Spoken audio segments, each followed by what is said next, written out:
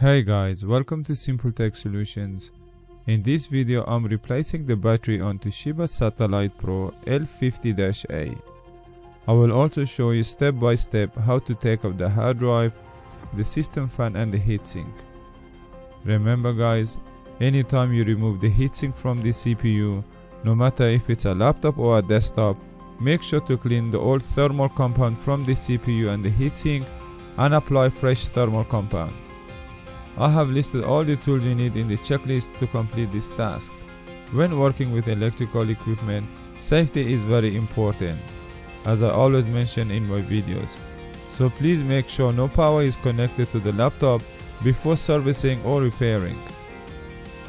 Don't forget, I'll be making more videos, so if you wish to get notified, make sure to subscribe to my channel by clicking on the subscribe button.